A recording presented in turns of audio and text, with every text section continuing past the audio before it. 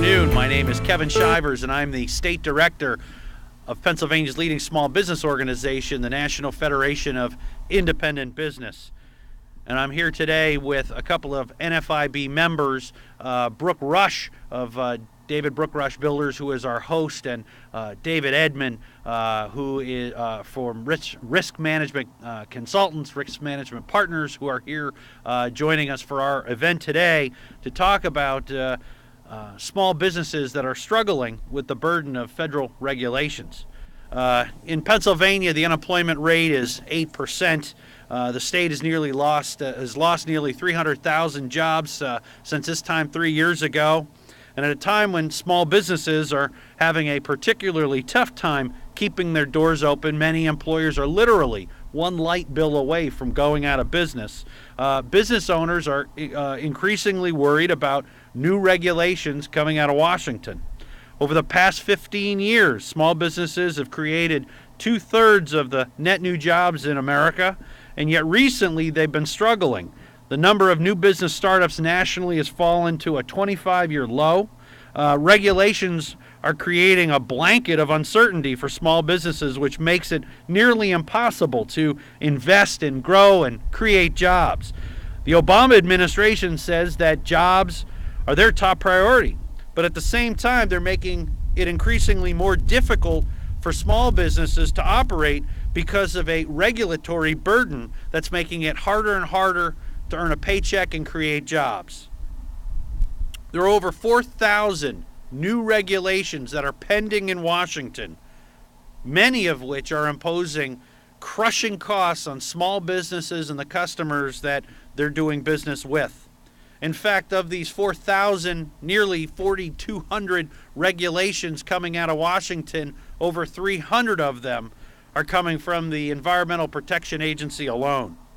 Small businesses are hit particularly hard when it comes to regulatory compliance costs. It costs small businesses about 60% more to comply with regulations as it does large businesses, and that makes perfect sense.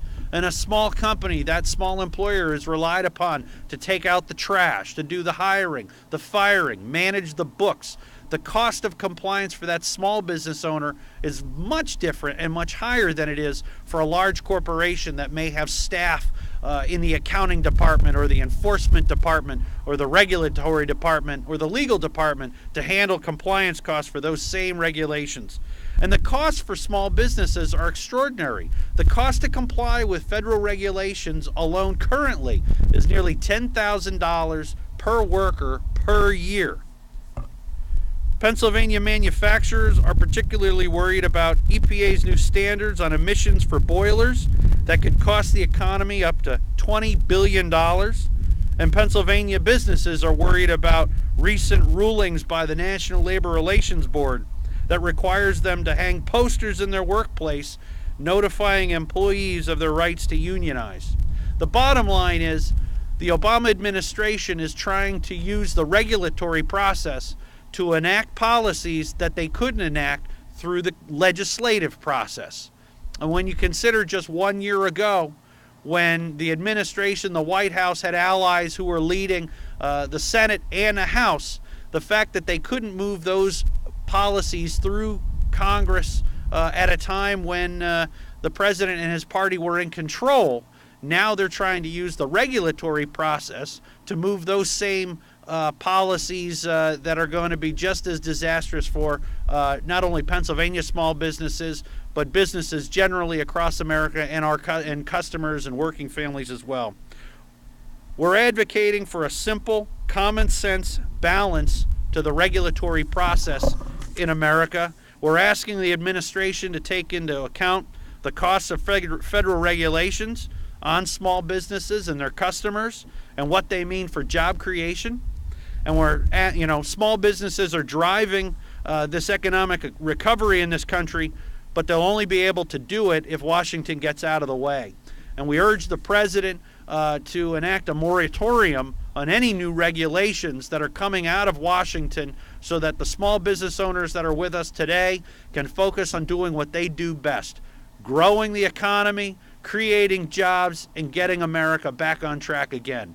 So with that, I'd like to introduce Brooke Rush, who will talk about his business and how the cost of regulations are impacting his company and his customers.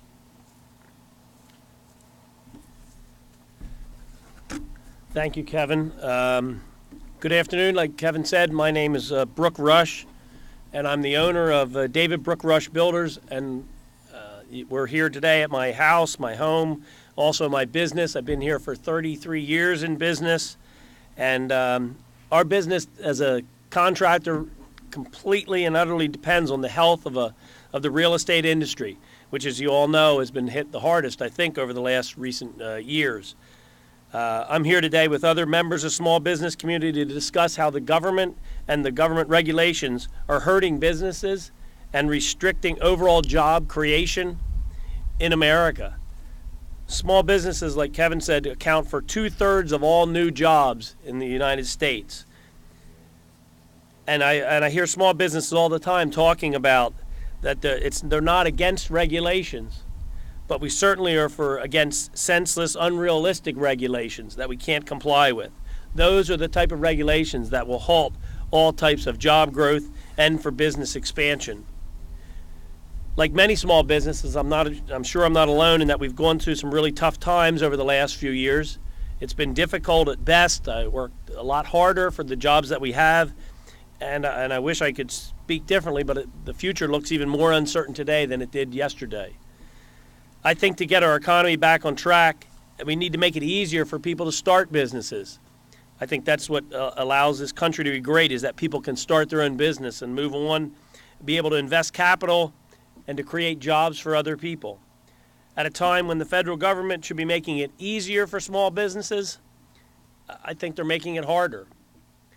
An example of what I would be talking about stands behind us today with the tarp and that's hanging there. That's one of the things that we would try to comply with from the EPA is called the RRP, or the Renovation, Repaint, and Paint Law, Lead Paint Law, which went into effect on April 22nd, which I find somewhat ironic, which is Earth Day of 2010. This law is difficult, if not impossible, to achieve compliance. And as far as I can tell from the jobs that we've worked on where we've implemented these procedures, they add about 10 to 15% to the cost of any job where we're required to complete work under that law.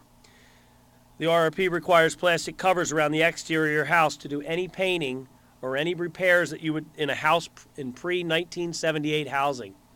And in this area around here, a lot of our houses are pre-1978 housing, and it is the bulk of the work that I would be looking to get jobs in.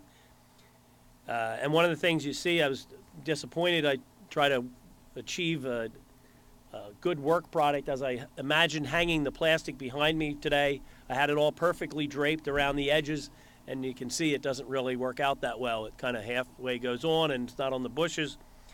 And I note that when we were trained in the lead-safe practices, each of the pictures that the EPA presented as a training tool, none of the pictures had any landscaping in any of the photos. And we asked questions, like, how would you hang plastic over all the bushes? And we were told basically to just do the best we could. So I guess I just did the best we could with that. So sometimes it appears that the EPA is not really helping small business at all, and it's not their goal, but in fact is to make businesses accountable, and that's their word. Just recently, this week, in fact, the new EPA special agent in charge of Criminal Investigation Division was quoted on his recent promotion as saying, "I am humbled and privileged to lead such an awesome team here in the Mid-Atlantic states. Our team remains steadfast in delivering thoroughly investigated cases for prosecution so that we may hold environmental criminals accountable and protect the American people and the environment." And I would simply say, I am not a criminal. I try to comply, but possibly from the EPA's terms, I am a criminal. Now they want to expand this law into just from residential properties at this point to the public and commercial buildings. The lead RRP imposes steep costs on small businesses like mine. We have to spend a valuable amount of time and money and staff time to get trained and certified and conduct expensive testing even when there possibly is no potential risk of lead being present. This rule drives up costs, which, like any business, we are forced to pass it along to our customers. I've always said you can't really tax a business. All we have to do is pass it on to the customer, and unfortunately, customers then choose to not do the work. That's the most, I think, the most dangerous thing, is for them not to get us to do the work and do it themselves. What's worse is the EPA has not figured out a good way to even enforce this law, which means I'm competing with other contractors who aren't certified, and they can and do undercut us routinely. And the timing when these rules will be most harmful to business is when we're trying to pull the economy back out and get the economy back on the road to prosperity. Virtually every regulation that the government puts forward has an impact on our nation's economic recovery, competitiveness, and job creation, and often that impact is certainly negative. Just the other day, President Obama said, and I quote, "We have lost our ambition, our imagination, our willingness to do things that built the Golden Gate Bridge." If given the opportunity to reply to the president, I would say if government regulations were in place today that were around in the 1930s, there would not be a Golden Gate Bridge. I speak for other small businesses owners in Pennsylvania across this great nation when I urge the administration to lift the heavy burden of unnecessary and costly new regulations and help small business, which I believe is the engine that drives this nation, to get back to work and turn the economy around. Thank you. Whoops. Great job. Thank you. Now I'd like to introduce, for some closing remarks, David Edman, who is principal with Risk Management Partners. Okay, thank you, Kevin. It's a pleasure to be here. I am a member of the NFIB Pennsylvania Leadership Council, and along with my colleagues, very concerned with this issue of the impact of regulation on the small business community. My colleagues have done an excellent job of outlining what that current impact is today and where we would like to see the government going in terms of helping us create a more conducive environment for business growth.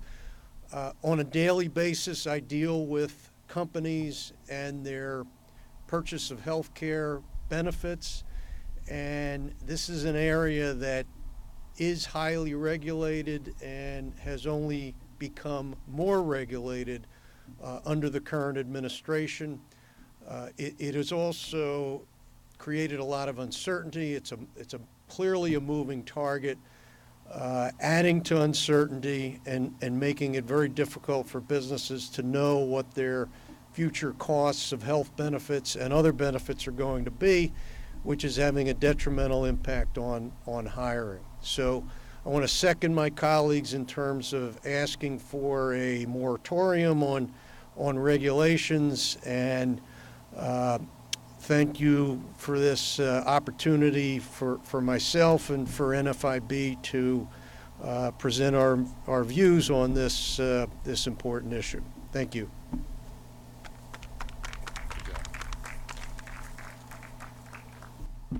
Thank you all for coming today. And an important point is that small business concerns for senseless regulations just don't begin and end with today's announcement.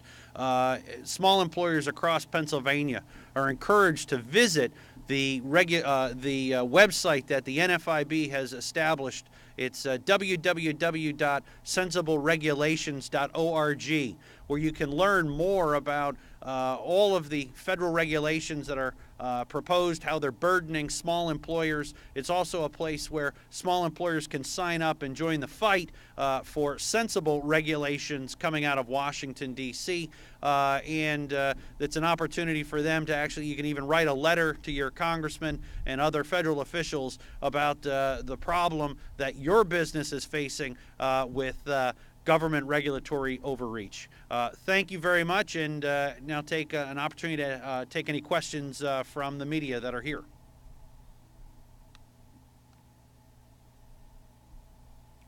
All right, terrific. Well, thank you very much, and Take care. Thank you.